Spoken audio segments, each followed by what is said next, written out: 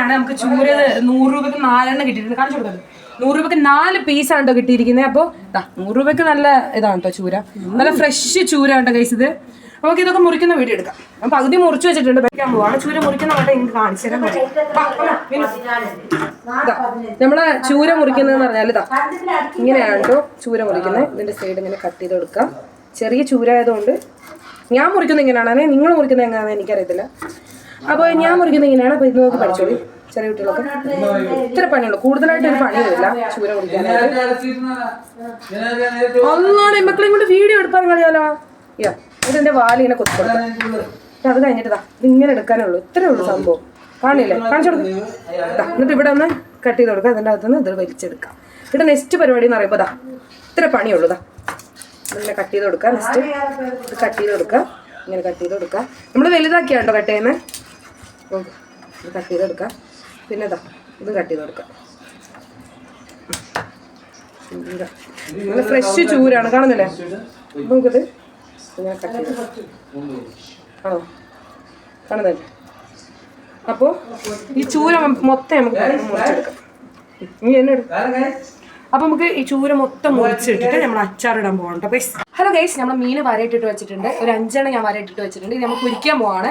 നമ്മുടെ എന്താ അതിൻ്റെ പേരായിരുന്നു, ചൂര നമ്മൾ പൊരിക്കാൻ പോകാം. അതിനകത്തുള്ള മസാല ഉണ്ടോ, അതിൻ്റെ മസാല ഉണ്ടോ അത്. അപ്പോൾ മസാലയിൽ നമ്മൾ കുറച്ച് മറ്റേ ഇതൊക്കെ ഇട്ടിട്ട് മിക്സ് ചെയ്താണ്. അപ്പോൾ നമുക്ക് ഇതിലേക്ക് ചാർത്തി കൊടുക്കാം. ഇങ്ങനെ എന്നെ കൂടെ ഇടും. അപ്പോൾ നമുക്ക് ഈ മീനിലേക്ക് നമുക്കിങ്ങനെ മസാല ഒന്ന് പരട്ടി കൊടുക്കാം ഗൈസ്.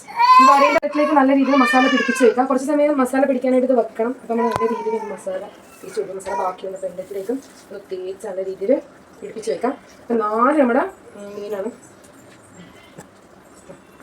വയറ്റിലേക്കൊന്ന് പിടിപ്പിച്ച് വെക്കാം.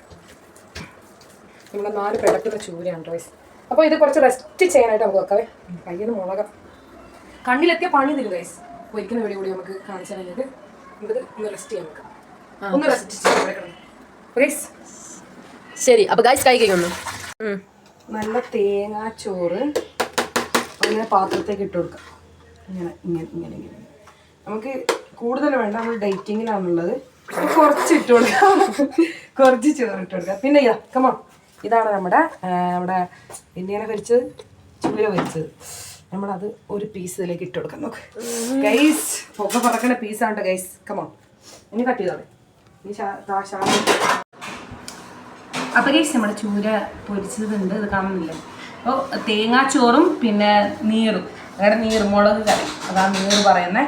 അപ്പോൾ അതും നമ്മൾ മീനൊന്ന് കഴിച്ചു നോക്കാം, എങ്ങനെ ഉണ്ടെന്ന് നമുക്ക് നോക്കാം. ചൂര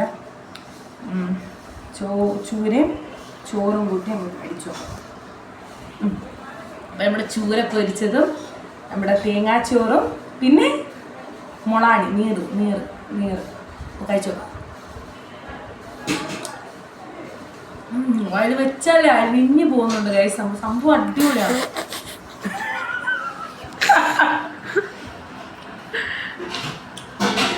നല്ല ടേസ്റ്റാണ്. ഇത് ചൂര പൊരിച്ചെന്നേ പറയൂല ആരും, അത്ര മസാല ഇട്ടിട്ടുണ്ട്. ചിക്കൻ്റെ ടേസ്റ്റാണ് ഗൈസ്. അപ്പോൾ ഇനിയൊരു ദിവസത്തേക്ക് നമുക്ക് വീഡിയോയിൽ വരാം. Bye bye.